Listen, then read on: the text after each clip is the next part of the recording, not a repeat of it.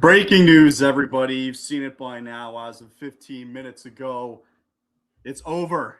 It's finally over. Andersson dealt all of a sudden Sunday afternoon, chilling, watching football, and Andersson is now heading to the Vegas Golden Knights, myself alongside Neil Villapiano here. Let's just break down what we see on the screen real quick. So Andersson has finally been dealt.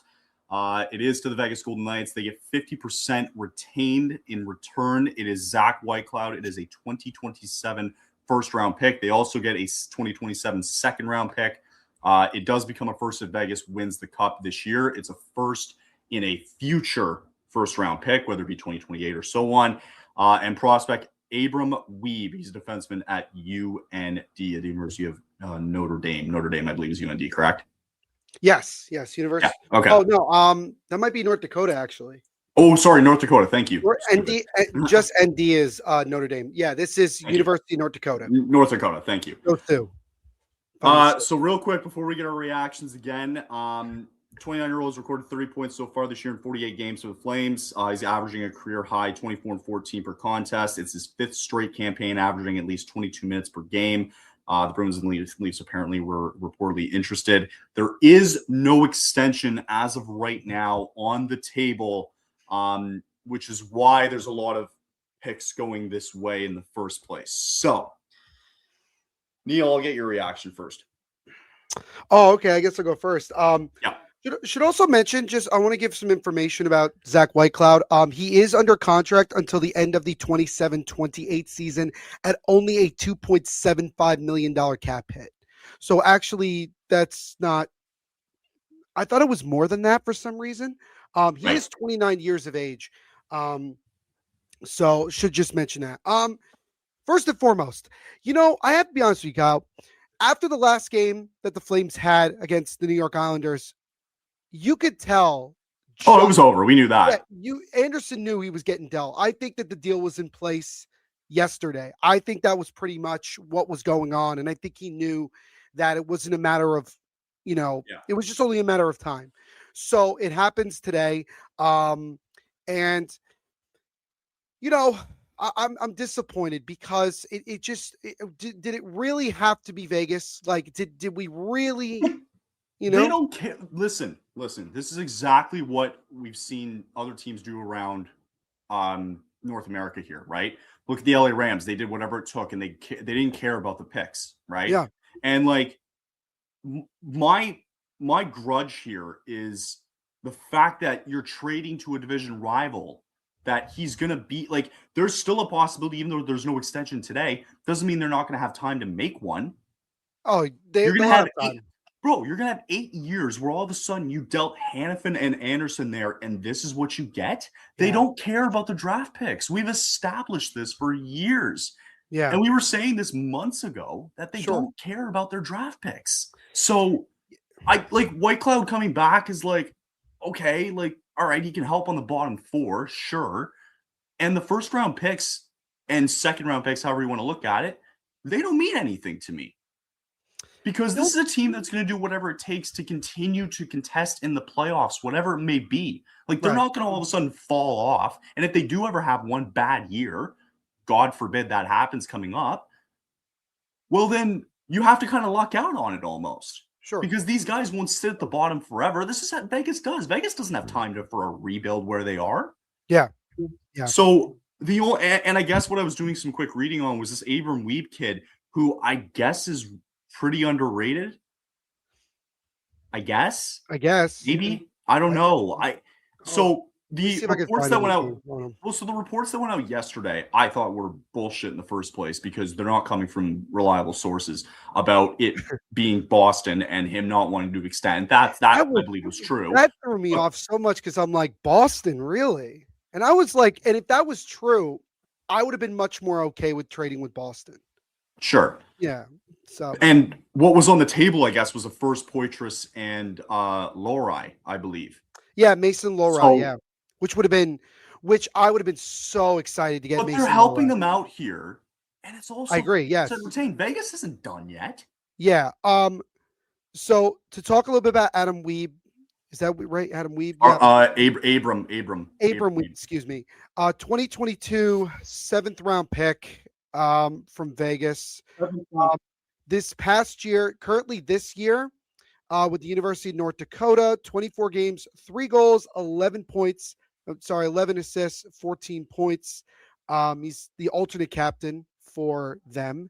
This is his 3rd year at the University of North Dakota. So I think it's likely that for at least Calgary, he would probably be with at least the Wranglers some point. 7th round pick. But all in 7th all, round pick. all in all, what I will just react to is that at the end of the day, you really, as Kyle mentioned, you are essentially helping a division rival who doesn't obviously care about the future of the team. They want to win now. And you trade him to the one team that we had said for months was not a good idea from the Flames perspective, because we knew that the Flames weren't going to get any sort of a good deal unless there was an extension. Like you and I had just been talking about before we jumped on here, if there's an extension in place, Deforiev better be on, That was our first name. The only right. way I would that was what I literally texted you before we jumped on, is Dorofeyev better be on here. And the fact that he isn't pisses me off. But here's the stupid thing. And the other thing I'll just say is that the reason that Vegas also was very willing to do this was just simply that Alex Pietrangelo probably won't be playing in the NHL again. And is that what they're saying? I just thought he was up. That's the impression that I'm getting, because anytime somebody's asked about the status of Pietrangelo, it's like it reminds me a little bit of like Landeskog with Colorado, like a little bit, where like for a long time we just hear nothing. We don't even you forget he's even on the team and they're talking about like it might be career ending because his apparent rehab hasn't been going well. So anyway, the rich get richer, I guess is the best way to put this. The stupid thing is that like if you did this with a Carolina or even Boston, right, where we talked, where I guess it was brought up where there was the first, it was Poitras, Lori, whatever, fine. I don't have a problem with this. If it looked exactly like this coming from an Eastern Conference team, I don't have a problem with it. I really don't. But the fact that you now have to potentially deal with this for the next 8 years, potentially. He might resign. It was one of his preferred destinations, if I'm not mistaken. It was, from what I understand, it was his top destination. I think that's exactly what is going on here. I don't like, is it okay? Ultimately, in terms of the draft picks, like the silly thing is that they have to win this year. And it's like, okay, good luck getting by Colorado, Dallas, or Minnesota.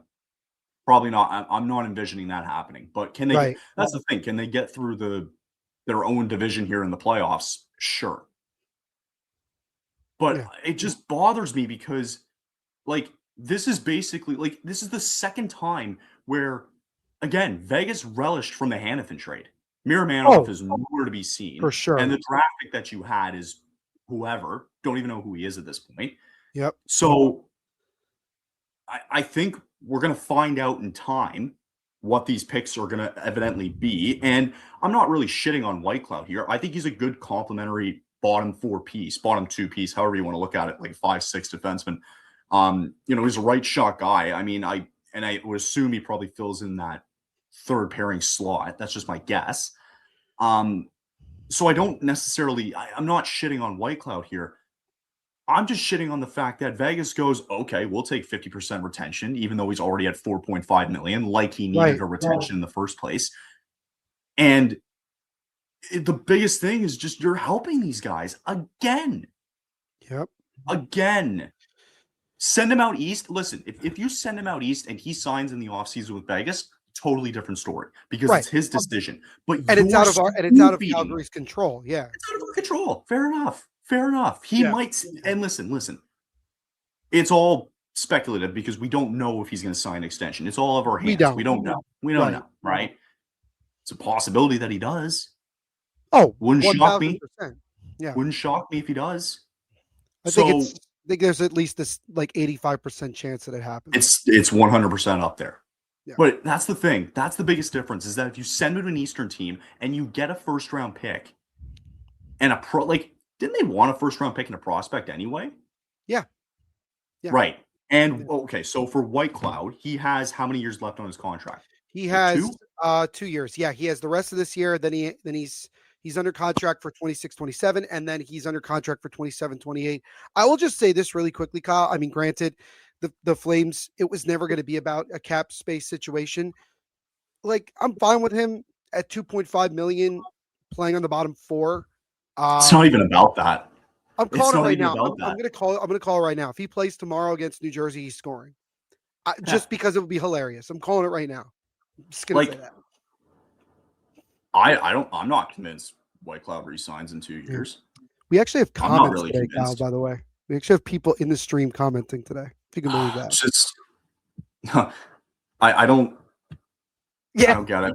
there it What is. should we expect from Rasmus this year? So I guess what you can expect is that it's probably one of his better years of his career in terms of offensive production here in his points. I think I read off that what was it? I think he's at 30 points if I'm not mistaken already. So, you know, you're replacing Pietrangelo, but you're just getting more of an offensive threat, right? In terms of his defensive production there.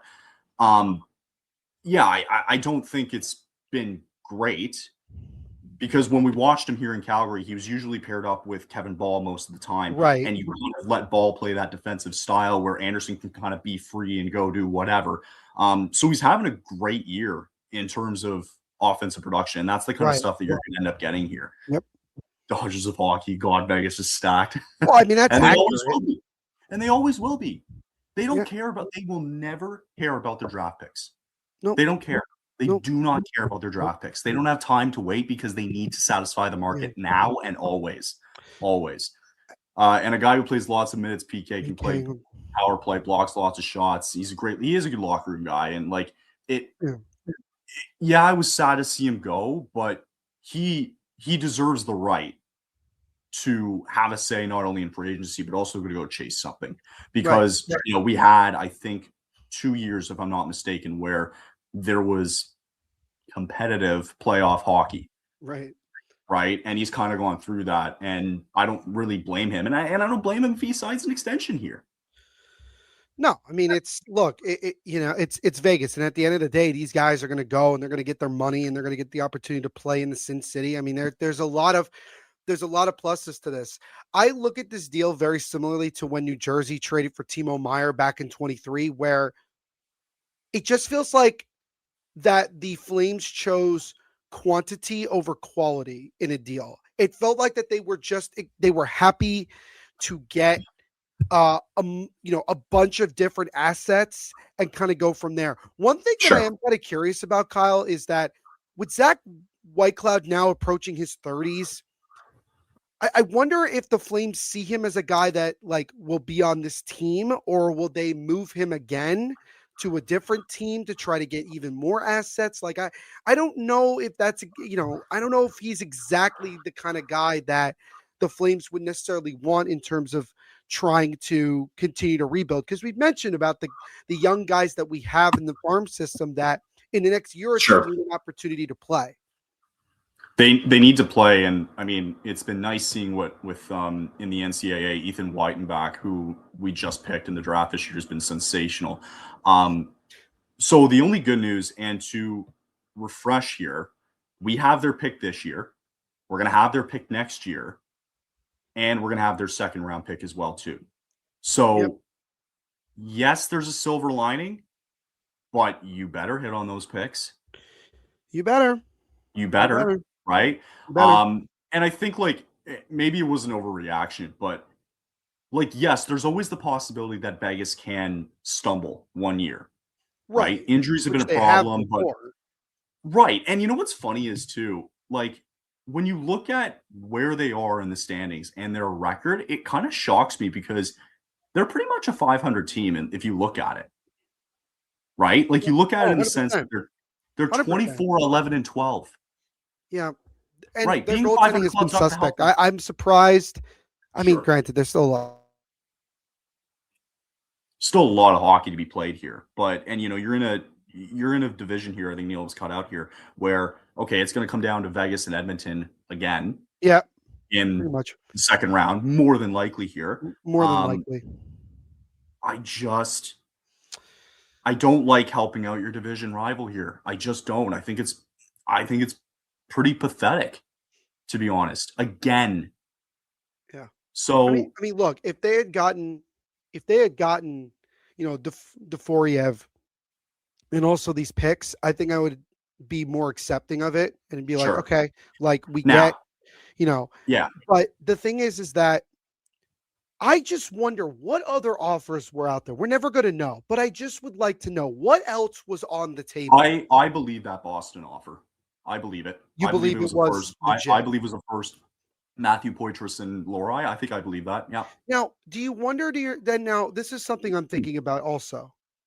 I wonder if the Flames front office, Craig Conroy and co, really just wanted to do right by Anderson and basically trade him to where he wanted to go, as opposed to just being cutthroat and saying, we don't care about where you want to go. We're going to send you to the team that gives us the best offer on the table.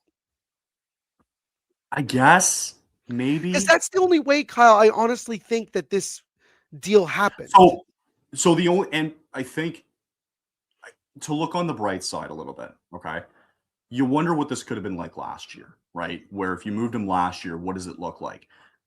I think it helps. Maybe I'm looking at it wrong, but you can kind of look at it in a way here in a sense that if all it took was Vegas to go, if you do 50% retention, we'll throw in a 2027 second round pick, and then there was the contingency on top of that. Right. Fair. I don't want that contingency to happen. Right? Yeah. I don't want to see you don't, it happen. You don't want to see that happen. So I think is that it? Is, by the way, is that for if Vegas wins the cup? Oh, it says this year. Yeah, I don't know why this year. This year. Okay. So on the bright side is it could have been worse in the sense that Anderson might not have had a good year. The year that he had last year is not even resembling, is not in the same realm as what we're seeing this year, right? And typically I find, and I don't know about you, but it's a rare breed with long-term offensive defensemen. And I think the one here that sticks out in mind is like an Erik Karlsson, right? Right. If you're thinking long-term, right? So sure. I guess, and the only saving grace here is that because of his play, this is the type of return that they were able to get. They were able to get a first-round pick. They were able to get a second-round pick, which is going to kind of fall fairly later there in the draft. I don't know. Like, you could always, I don't know. Like, I don't know. I think there's more to come. I think you could have done better. I still think that there's a world where you could have done better. Listen, I think you could have done better. You could have done a whole lot worse too. And meaning by that is that he could have had a bad year and you don't get first round picks out of him. You don't get a right now player in Zach Whitecloud. You get like a second round pick and Arbram Weeb. Yeah. So in time, it could have been worse. I think it's, I look at it like if this was an Eastern Conference team, I would have loved it. Yeah. But it's the fact that you've given Vegas even more incentive to sign him long term, which I hate. Yeah. And you're helping them right now. You're like, it's like the old saying goes, right? The rich get richer kind of thing. And it, I think what also this does, Kyle, and just in general, as I think it just puts more of an emphasis on teams to make deals now before the Olympic break, instead of waiting for the deadline, because now they see that Vegas once again getting one of the top guys on the market, at least until now. Which is this week, by the way, the Olympic break, the freeze, correct? No, I think it's next week. Next week. I think you're right. Yeah, next week. Anyway. Next week.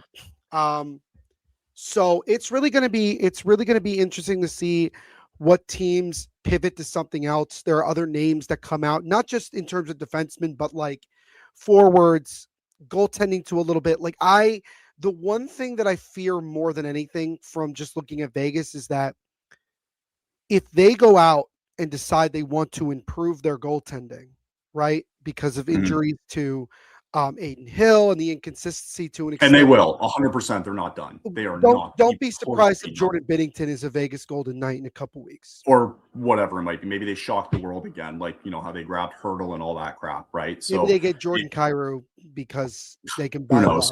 low. Who knows? So it is what it is. From the Flames' perspective, at this point, it's like, okay, one good news: the Anderson saga is over.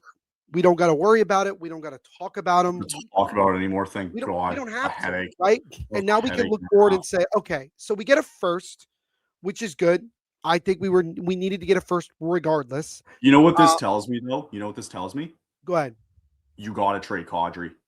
Look at the And the Coleman. fact that I I think think we got to even trade Coleman too. I think, Kyle, honestly. 1,000%. Coleman's got to go. Yeah. Oh yeah. But I think Kadri, yeah. Again, the silver lining here is that the return is not awful. Like it could be worse. Like it is pretty decent. The fact that you're stockpiling more draft picks, great. Still don't love the team, but this is Anderson who's had a pretty decent year on a $4.5 million end of year contract. Yep. So you're absolutely right. Return that you can get if you trade Kadri now. You want to reestablish the culture here a little bit with the locker room. Anderson was one of the leaders in the locker room, and now he's gone. So now you've got to tear it down. There is an update to the trade. That Friedman got wrong. Oh. It is not a conditional 2027. It's a 2028. So it goes back to 2 years from now, as opposed to 2027. And Freege just said that? Well, Bleacher Report just put it on their Twitter. I'll go to Freege's account. Let me see if he updated it. No, Freege still says it's 2027. I think maybe I think Bleacher Report just messed up on their end. So I'll bring up what Freege said here in his latest. I think it was Darren Dreger, though, actually, who's the one that broke it. I think Dreger was the one that Dreger was definitely the one that broke it. Let me just pull up the updated Freege quote here on Twitter. Okay, so here's what he said. So he goes, there's no extension for Anderson as part of this deal. The chances of him going to Boston ended without an extension. Vegas was always willing to take the chance that they could eventually sign him. Exactly like we talked about. Right. Yep. So that's again, I think in conclusion, I don't mind the return. I don't hate it.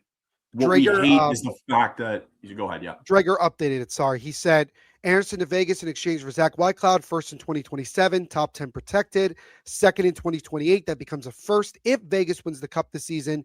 And University of North Dakota D-man Abram Weeb also moved to the Flames. Okay. So that's official. Kind of confusing because Freed's saying one thing about it and then.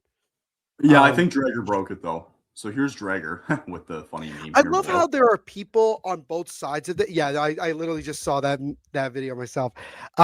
It's weird though, if you look in that comment section of that tweet, Kyle, is like the amount of people that are saying either that Vegas or Calgary got fleeced. And I'm like, so which one is it? What is the consensus? So who was it? Who was it? And I hate to say it, it does feel a lot like the Noah Hannafin trade. Same kind of vibe where it's like, yes and no. I kind of disagree on that because the main part of the return from Hannafin was Miromanov. True. Right? True. It was Miromanov. So the fact that I don't get the same sort of vibes because of the picks that you're getting back in return here, right? Yeah.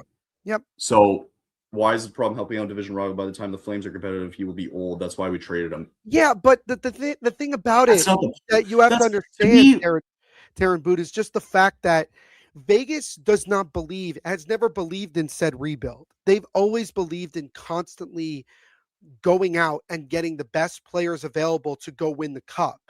So until we get to a point where everything really falls apart, why help them? Especially if you had a better offer from, let's say, Boston reportedly. Why just send him to Vegas? Why? Unless you're trying to be nice to Anderson. Yeah. You know what we become? Vegas's farm team. Yep. Basically. That's what you're telling them on a business deal. They go, oh, perfect. We'll take him. You gave us Hannafin. Okay, cool. We'll take Andersson. Yeah. I don't know. So I don't know. I don't really get. I think, again, the return I'm happy with. I think it's fine. It's just the team aspect of it at the end of the day. Yeah. And I think just seeing the amount, though, that you can get back here, just get Kadri out of here, man. Think of the return that you can get for him. Yep. Like, that's the thing. Okay, fine. You want to stockpile some of these picks now? Like, all right, let's embrace it here. Let's go. Yeah. But the thing is, the thing for Calgary is going to come down to this. You better hit on the picks that you get. That's the whole thing. Because if you don't, then Vegas is just going to continue to laugh their way to the bank. Like, you know, and that's what you don't want. And I'm wondering, Kyle, if Craig Conroy will speak tonight or tomorrow, you know, on this. I'm sure he will at some point. He probably, I mean, considering it's only in the afternoon here in Calgary, he'll probably speak about it today. I wouldn't be surprised if he does. Probably. Yeah, that wouldn't shock me. Yeah. So, I don't know. So, I mean, I think it's clear. I think two things come away from this. It's also 2 weeks before the Olympic freeze, right? Sure. I actually don't hate the return, hate the team that you're dealing it to, because you're only helping them. And you're right. Like, you hit the nail on the head here. It's going to come down to, what do those picks look like, right? What's the first round pick look like? What does the second round pick look like that are, you know, evidently going to be in the 20s, 30s? They are. Like, they just are. Yeah. They're going to be in the 20s and 30s. Like, you have to accept that. So and I think, but here's the thing. It's also going to be contingent on, if Vegas doesn't sign him, then it's huge. Right. So this trade's not done yet, too. I think I think even more than, you have to wait. Because if he doesn't extend, and if he waits and he doesn't extend, then this is a huge win. Yeah. Especially given the amount of people, Kyle, that have come off of that list of available free agents this offseason. Think about the amount of guys, and think about where Andersson will probably be if he doesn't extend and decides to go into the open market. If he goes anywhere but Vegas, that I think, honestly, I would be very much like celebrating. And I like Zach Whitecloud as a player. Right. I like his play style. I really like, he is one of those guys I kind of always viewed as that right shot defenseman there, and maybe in that 5-6 slot. Yeah. I always viewed him as, yep, that's a great guy to have in those slots. You just are who you are, right? But I really like him in those slots. So even more, we talk about like the first and the second round pick, yada yada here. I think we're just gonna have to watch. Now you gotta wait. Yeah. You gotta wait and see if he extends, because if he doesn't extend, then this is great. Yeah. So that's the biggest deal. And then I think, again, like you mentioned here, 2 weeks before we go until the Olympic break, you know, we're gonna find out whether or not Kadri or Coleman's got to go. Man, that's such a high value. This has to be a sign, right? Like, this has to be a statement from the front office that, like, we're still gonna go ahead and do what is necessary to move guys that have that value, because at the ultimate, you know, we're thinking long term as opposed to. And if you want to look on the bright side again, Parek's now going to slot in very nicely. Oh yeah. Andersson being gone, and now all of a sudden you can bring Parek up, and you're going to get him some meaningful time here in the last 4 months here. Yep. So, like, that's good to see there. I mean, I think there was definitely an overreaction when we first jumped on. Sure. I just think that, like the return, hate the team. We got to wait and see what happens with the extension. Yeah. So, let's call it there. We'll be back tomorrow, though, with a full episode. Just wanted to quickly break this down for you guys real quick. Thank you guys for jumping on. Any final thoughts before we jump off? No, I mean, at the end of the day, you know, this is just, you know, this is Calgary basically saying, like, look, this was going to happen. The inevitable happened, that it had to be Vegas. We'd heard it even from the off season. And now it's done. We have what we have. And now the best thing that we can do is just move forward. I think that's the only way to go about it. So it's one domino on the right. Yeah, we'll talk a little bit about it tomorrow. And then we'll preview. We'll sit back and we'll read and we'll really dissect. We'll think about it, right? We'll think about it more. We'll think about it more. Real quick, Rams or Bears? Who do you got? I am going to go with the Bears tonight. I think that playing in Chicago, that weather. I think it's snowing. It's bad right now. It's bad. Bad. I just don't know if the Rams passing game is going to be as effective as it normally is.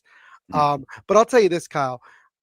I don't think it matters because I think with the way the Seahawks played last night, it's going to be. I mean, that was the most boring game of the entire playoffs. Just beat the living shit out of them. I mean, what? Kickoff return for a touchdown to start the game. Game was over right then and there. Game was done. So, pretty much. But no, should be a good one.